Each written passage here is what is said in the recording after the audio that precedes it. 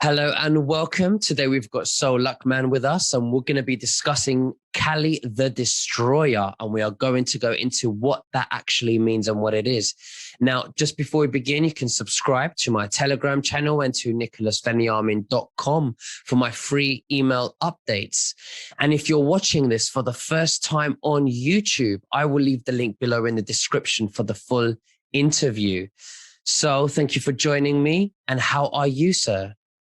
Oh, I'm great. I'm in sunny Florida, taking advantage of some surfing, that kind of thing. How are you doing? Sounds very good. Very close to Mar-a-Lago. Very exotic. Sounds. Yes. I mean, I'm here in. I'm just north of the real White House. Wow. I mean, yeah. I mean, I'm here in cloudy London, but this week's been lovely. We've had some good sunshine, and I'm here in the studio. So I wish I could be out, but I'm privileged to have you as well on my show. So, yeah, no, thanks. So I've been very good. So, yeah. So tell me, let's start with you. Let's speak about Cali the Destroyer. And you tell me what is it? What's it about? And what is it that you really want to bring forward to the viewers today? Yeah, that's a good question. I'll tell you what. Since this is going to be new to everybody, I will read the copy from the back cover. Okay, so that'll give you an idea of what the story is about. If you were just picking this up, absolutely. Best friends, check. Illegal lovers, check. Mythological entities, check. Cali and Juice aren't discovering love. They're discovering they've always been in love since the dawn of creation. In this page turner of a sci-fi tale set in an Orwellian future seated in the dystopian present, resistance to the Archons appears futile. That is, until the goddess and her consort spectacularly reappear straight out of ancient Gnosticism to take on the control matrix of the Fatherland. Will the Luminous Child awaken in humanity before it's too late? Wow. Okay. So would you like to explain what that means and the depths of the meaning of that? Sure. The book is in many ways a kind of meditation on Gnosticism and a telling of the Gnostic story of the fallen goddess. This is what John Lash, whom I'm deeply indebted to, would call the fallen goddess scenario, and it's the idea that Mother Earth is a literal divine being, a sentient woman of divine nature that we inhabit, and she is literally our mother. It is our Mother Earth.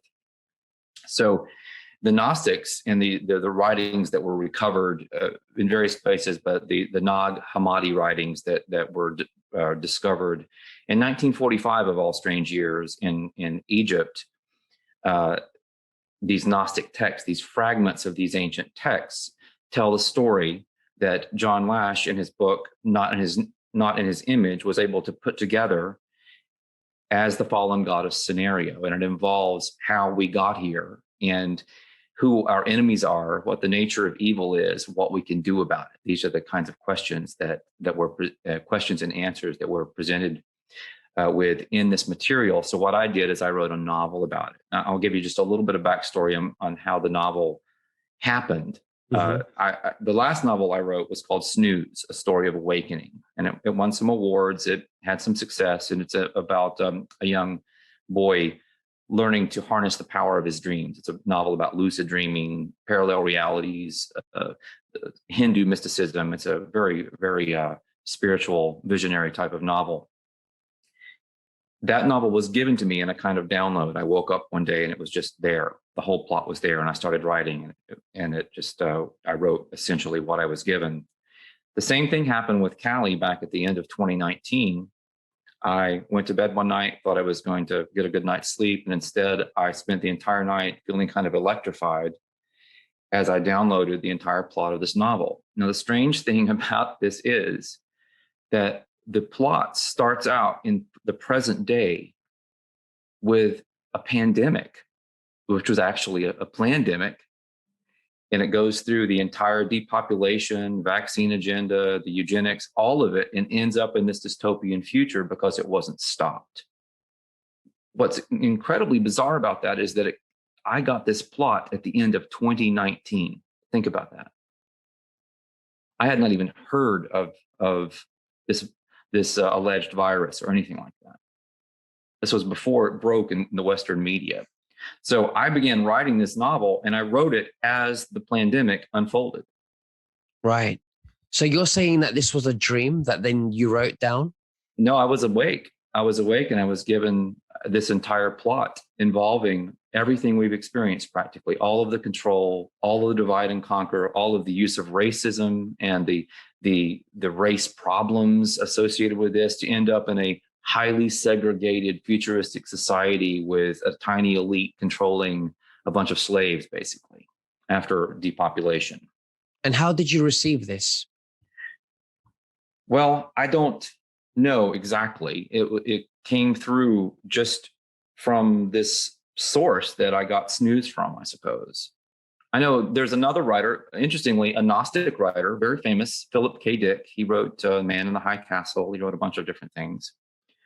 And he claimed to download novels this way from a goddess who had a name that was kind of a strange name. And that's all he was ever told about that experience. So I'm going to go out on a limb and say maybe the goddess gave this to me. I don't know. But in any case, I felt like I was chosen to write this story, selected, sort of commandeered, and I could not do it. I just realized immediately that it was too compelling as a narrative not to write it. So I did it. I mean, I had other plans for this last year. It didn't involve writing another novel.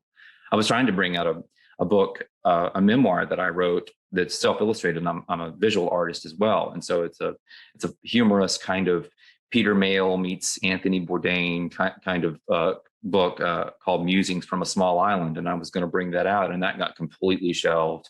And I'm going to be bringing that out later this year.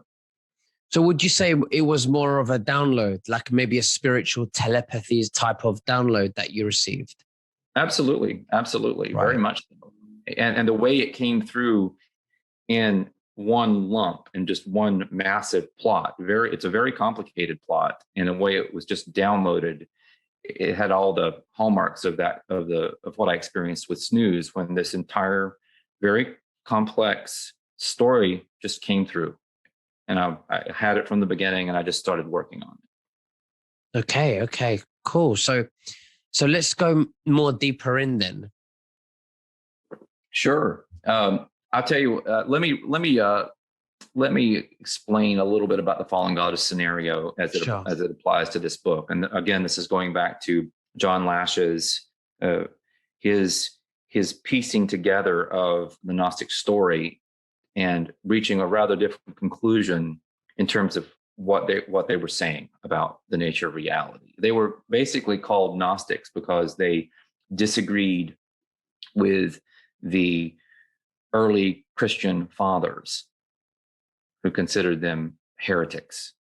Mm-hmm. They were not in any real sense an early Christian sect or anything like that. They were against the fundamental patriarchal nature of Christianity, because they claimed to have regular communion with the goddess. Mm-hmm. Who told them a very, very different story about the nature of reality. And the story that John was able to piece together in a fine work of scholarship called Not in His Image. And John's been compared to Joseph Campbell. I mean, he's on that level, very high level scholarship. This story, the fallen goddess scenario, involves a scenario where the goddess Sophia, so that's a pretty well-known name. Some people call her Gaia. Some people say Gaia Sophia or Gaia Sophia, to not confuse it with the Greek Sophia. But anyway, so she's called Sophia, and she's a geneticist living in the center of the galaxy with the originator, who is God to the Gnostics. Her role is to create biological species, and she has a partner named Thelete that she does this with. Mm-hmm. She has a nickname, which means precocious. She's young for an aeon, and that's the name for these divine beings who live with the originator. They're sort of like angels, I suppose. So she gets very anxious about this experiment after she and Thelete create the anthropos, which is the blueprint for humanity. It is the genetic blueprint for humanity. Because this is a different experiment. They've never done this before. They have put into the Anthropos a transformational potential that they've never put there, and they call it the Luminous Child. So she's really excited about this experiment, and she falls to dreaming at the edge of the pleroma, which is the galactic center. And she suddenly finds herself with the Anthropos clutched to her breast, spinning out into space, which is called the kenoma. And she spins and spins and spins and panics, basically. And in her panic, she inadvertently, perhaps in relation to carrying the strain of the Anthropos with her, she creates an extraterrestrial species of very dark beings called Archons. They're sort of born out of her panic and her shadow side. They would be our older brothers and sisters, actually. They come in two types, Archons do, according to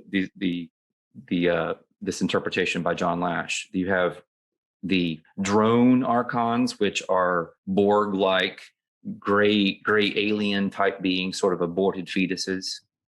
And then you have the leaders, the elites of the Archons, the Dracos, including the Lord Archon, who is a giant dragon-like creature with a kind of lion's face or mouth, who thinks that he's God, that he created everything, and he's totally delusional because he's blind.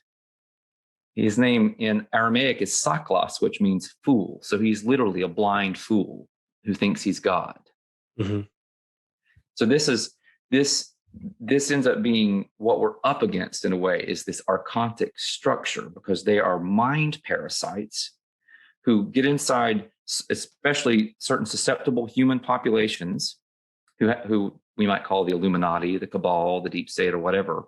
And generation after generation, these dark people on our planet commune with the Archons and the Lord Archon to receive their marching orders to carry out this multi-generational, multi-century, multi-millennial game plan to bring humanity to heel, to create something like on the Georgia Guidestones with maybe 500,000 people ruled by an elite and that sort of thing, and ultimately to terraform and conquer the planet itself. So when you look at, from a Gnostic perspective, what is the nature of evil? I've just defined the origins and the nature of evil. It has to do with subterfuge, with the creation of lie on top of lie on top of lie, so that you ultimately are living in a kind of simulacrum of reality, very Matrix-like indeed.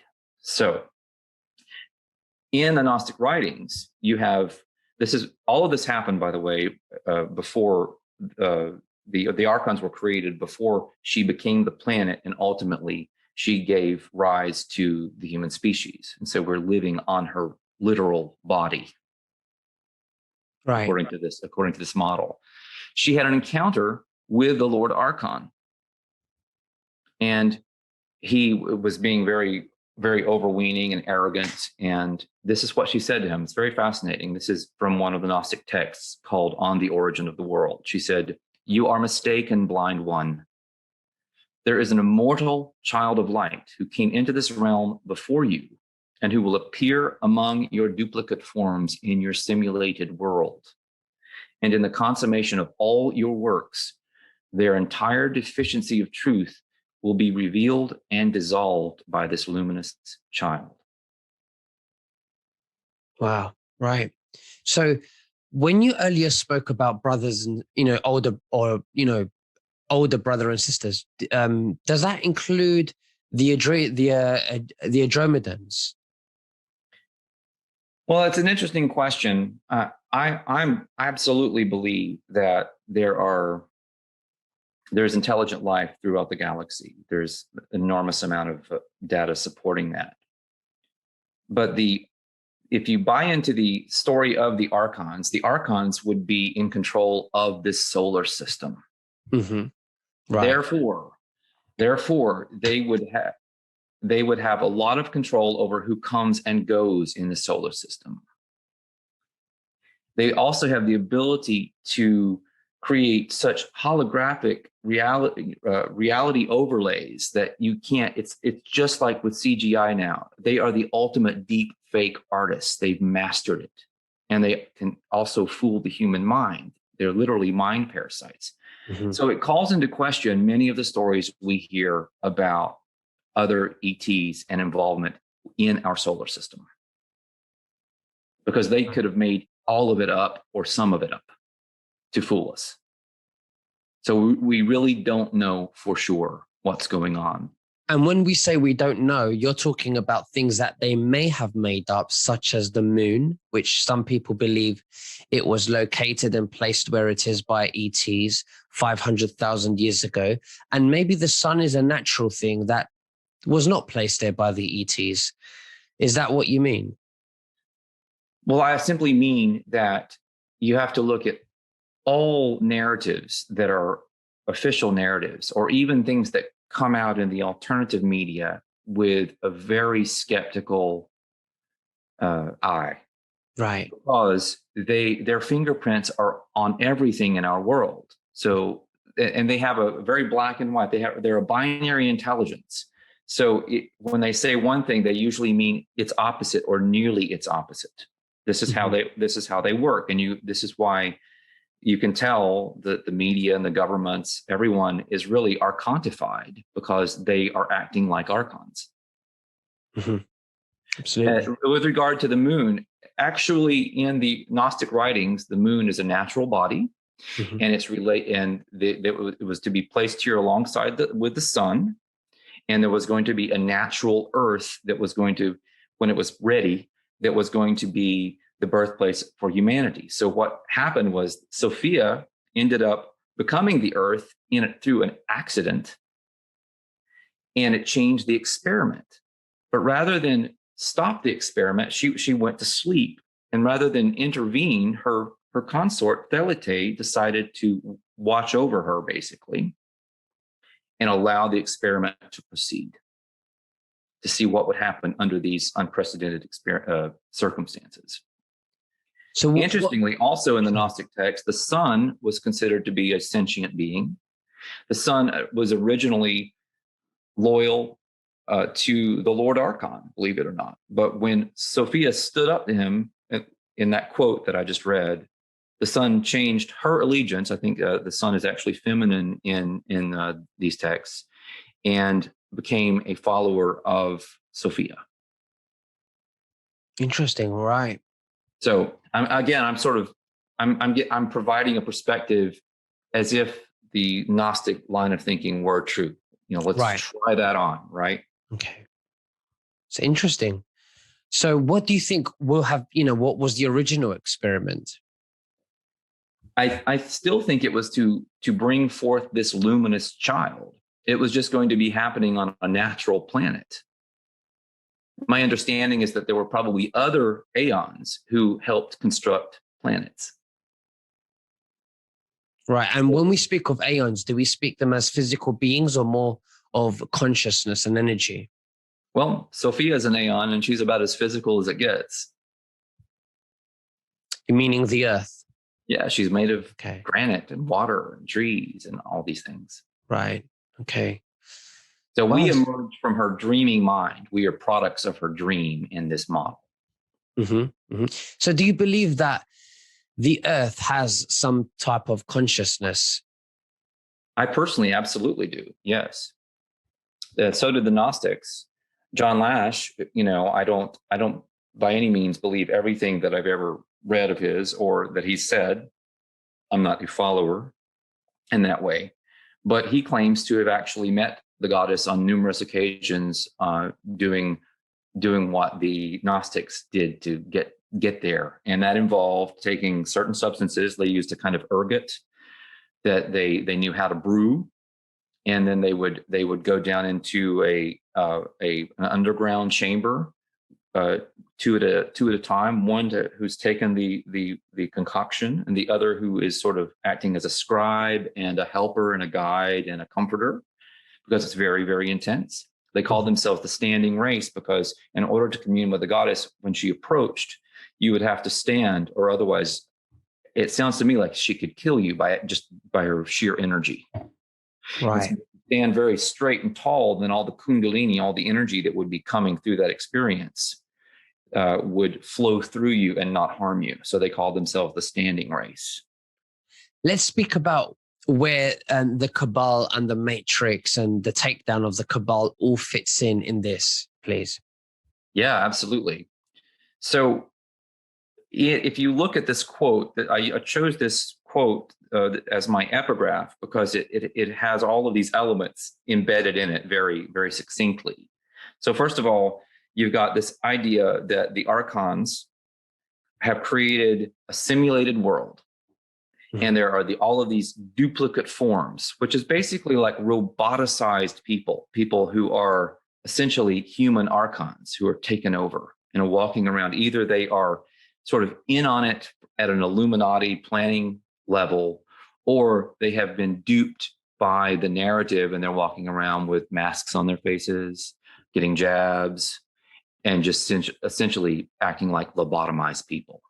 So they are essentially archontified humans, many of whom may have even lost their soul or be barely hanging on to it from these jabs. Right. So that's not a pleasant thing to think about, but it's something that I think may be going on. And I was nearly killed by vaccines years ago, so I have a lot of experience in this realm. I can tell you that.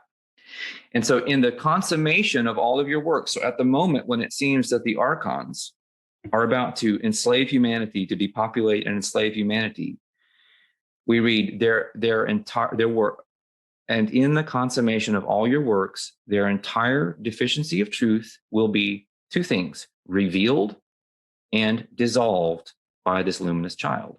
So it's a two-prong attack or two-phase situation that we're in, starting with the revelation, all the light being shined on the situation, all the truth coming out. We're finally learning truth after truth after truth after truth. It's happening in real time, like it's never happened before, probably ever on this planet. But that is followed by the dissolution of those works. So it is this luminous child, and we could talk about what that might mean, but it is this luminous child that reveals and dissolves the archontic matrix. So it's like a war. Yes, I think you could call it that. Another way of looking at it, however, is that it involves that the war is an internal war in some ways, if that makes any sense, where we have to understand who we are. What if we are the luminous child? What if we collectively are the luminous child? Because we are currently shining the light on their matrix. We haven't dissolved it yet, but we're shining intense lights from all over the planet on it. That tells me we are the luminous child. Mm-hmm. And it's happening right now. And then once that reaches a certain critical mass, a certain threshold, a certain frequency, however you want to look at it, then we can actually move on to dissolving the matrix. But what I will say about that is that the word dissolve is not exactly the same as destroy, even though I've chosen the term destroy for the title of my book. I'm playing off of Cali the Destroyer with a K. That's the title of the Mahavidya, the aspect of the goddess. But actually, my book is spelled with a C, Cali, Cali, C-A-L-I. Right. Mm-hmm. So what I wanted to say is that I wrote a book a few years ago, a satirical dictionary called the Angel's Dictionary. And I defined shadow side this way. The shadow side is the self you encounter when you do not look in the mirror. Mm-hmm. So we have not looked in the mirror. We don't know who we are. We don't know who's staring back at us. We don't know what our potential is. We have not identified ourselves other than as our shadow selves, our lesser selves. When we can look at ourselves in the mirror, and rather than seeing some little cowering mouse, we see some lion staring back at us, then that's a truer representation of who we really are. And we can go to the next level collectively, which may not involve violence at all. It may simply be self-awareness leading to the ability to say no and stand up for ourselves collectively. Right, I see. So what's the objective of this model that you would like to pass on to the viewers? The objective is to tell a good story, first of all, to entertain. That's always got to be your first objective as a writer. A second objective is to tell the fallen goddess scenario in a non-academic way, potentially to a large audience of different ages, so that people become more aware of where we may have actually come from. And in so doing, to awaken more people to the importance of reconnecting with nature, the natural environment, with the divine feminine, and even the divine masculine, because they're related. You have in the two aeons in the Gnostic story, and this is definitely a part of Cali the Destroyer, this is the ultimate twin flames novel. This is on a kind of cosmic level, lovers from the beginning of creation, right? And so they not only in the Gnostic story, they not only represent the divine feminine and divine masculine, they enact it and pass it on to their genetic creations, which would be humanity. So archetypally, we have within us, every person, regardless of gender or sexuality, has both divine feminine and divine masculine attributes. So I think coming to terms with our wholeness and being able to integrate those would be a huge step forward as we turn into luminous children, whatever that ultimately means. Absolutely. So it's basically to give us some kind of, understanding of who we are and where we're going and how we can overcome and shine the light that we are shining to bring down the matrix so that we can move forward.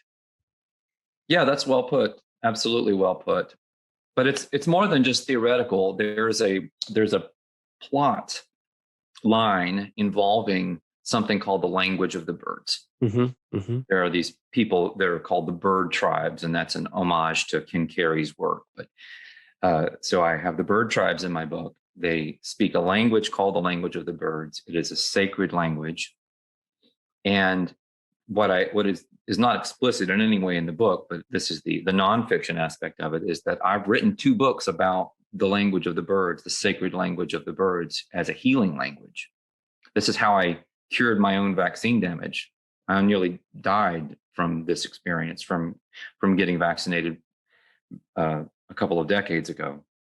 And I tried everything in the world to get well, and nothing really could make a dent in my illness in any serious way. I did some things that helped. Qigong helped some, allergy elimination work helped, but I had so many symptoms. I was just a wreck. And when I had a series of mystical experiences, I was given, along with my partner, we were given these linguistic codes that were all vowels. And we were told to sing them and think them in a certain way in combination.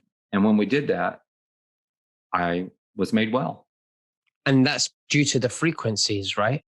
It's due to the power of the vowels, which would be the creational power in the model of genetics and consciousness that I've been working in now for over 2 decades or around 2 decades. The vowels, the world was constructed by the use of vowels. It's why they are taken out of many ancient languages when they're written, because they're considered sacred. Right. I believe that it's the vowels, which are, sounds that we can make, are frequencies and vibrations, maybe, that open up the pineal gland, that possibly allows to heal the issue that we have in our bodies, or even spiritually. Yeah, absolutely. Well, I agree totally about the pineal gland, the potential there. I mean, the thing about the language of the birds is that it could be used in various ways. In Cali, it's ultimately used as a major tool to bring down the archontic matrix. Right.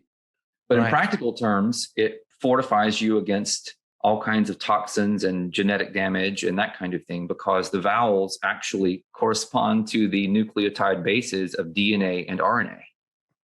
And so Interesting. when you're seeing these vowels and think them, so you're sort of combining sound and light, you're actually speaking to the DNA. And the DNA can interface with your energetic blueprint. And so if it's damaged, if that blueprint is damaged, you can actually instruct it to heal itself. And when it does that, it begins to heal the DNA, and then the DNA can help heal the organism. I like that. Healing a language that speaks to the DNA.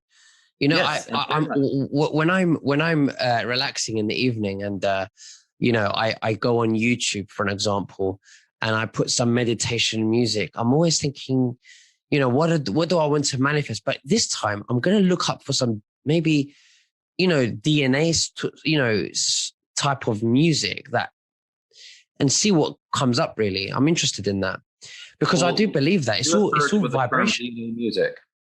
Sorry? Do a search with the term DNA music and you'll be shocked at how much will come up. Wow. I'm a big believer in frequencies. Now, I've learned so much interviewing people like you and many others when it comes to frequencies, because this is a language or a world that we should have been exposed to or told to when we were kids in school. And unfortunately, this is so untold that when you speak about this, it's, you're another conspiracy theorist again, Right. It's very true. The thing about it is there have been many very rigorous scientific studies performed on the power of prayer, for example, to heal. Dr. Larry Dossey has written books about this phenomenon. He's a brilliant writer. He was a cardiologist, and then he's become a best-selling author in recent decades. He has a beautiful model of eras 1, 2, and 3 of medicine. So you start out with era 1 in Western medicine, and it's basically mechanized medicine. It's the body as a machine. And we can do surgery, we can do this, we can manipulate it, whatever. That's era 1. Then you move to era 2, which is mind-body medicine, where the power of positive thinking comes into play. And that's all about sort of epigenetics. So you go from genetics to epigenetics, which is the ability of the mind to improve your health by interacting with your genetic structure. Now we're entering era 3, according to Dossey, which is non-local medicine, which is distance healing, which is spiritual medicine that transcends time and even space and even time, where you can actually heal things retroactively, maybe ancestral karma, that kind of thing. It's really extraordinary. So he has a very expansive model for what's going on. And I call era 3 metagenetics. And it's basically the power of consciousness to heal in non-local ways that don't rely just on having a positive attitude, for example. Absolutely, because it's to do a lot with the pineal gland that's been shut down or shrunk by, since we were born. Yes. I mean, Snooze, the last novel I wrote is all about the, awakening, decalcifying and energizing and awakening the pineal gland. So I mean, where can people find and have a read of this book model? So my website is crowrising.com, crowrising.com. And if there's a books tab there, so you can look. I've written a bunch of different books, and so you can look at the different books. Cali is in pre-order. It's coming out on June 20th. So right. You can actually pre-order a copy and get a 20% discount until that date. Snooze is available. Actually, you can get Snooze for free if you sign up, if you share Cali and you sign up for my newsletter. So if you click on either of those pages, you'll see information about that. And there's also links to the Regenetics books from that website as well. The first book on the Regenetics method is called Conscious Healing, and the second one is Potentiate Your DNA. Well, and I'd be now available in Spanish as well. Well, I'd be very honored to leave the links below in the description. and for people to have a look and order their copy. These are the types of books where they won't be distributed by big companies because of the world we live in is so corrupt. So it's a pleasure to help you distribute this knowledge to people and share some light. Oh, thanks. I mean, sometimes I've had a lot of people who have bought Potentiate Your DNA in places like Barnes and Noble. So it's actually been out there in some of the larger bookstores. And it's, I mean, I've sold a lot of copies over the years of the Regenetics books. They perform remarkably well as self-published books. I can't really complain at all. Okay, that's fantastic. Well yeah, done. They've been referenced in other people's books and that kind of thing. So that's been, a really fun thing to see just build over time as more and more people become aware of this emerging paradigm, this non-local era 3 paradigm that we're in. Excellent. Well, so thank you so much for joining me today. It's been amazing. Is there anything that you'd like to say to the listeners before we end this interview? Oh yeah, I do want to say one more thing. We do a monthly potentiation ceremony. Potentiation is the first of the DNA activations in Regenetics. So the first Sunday of every month, we do a global ceremony for anyone who would like to sign up, and it's free to sign up. So we're doing one this Sunday. I don't know when this video will be published, but we do that the first Sunday of every month. So please have a look at that. You can go to phoenixregenetics.org, phoenixregenetics.org, and it's the worldwide potentiation ceremony. Excellent. Well, thank you so much for that. And we'll definitely speak again sometime soon, and God bless. Thank you so much for having me. I really enjoyed meeting you. Thank you. No, you likewise. Thank you so much, and God bless you. Bye-bye. Thank you.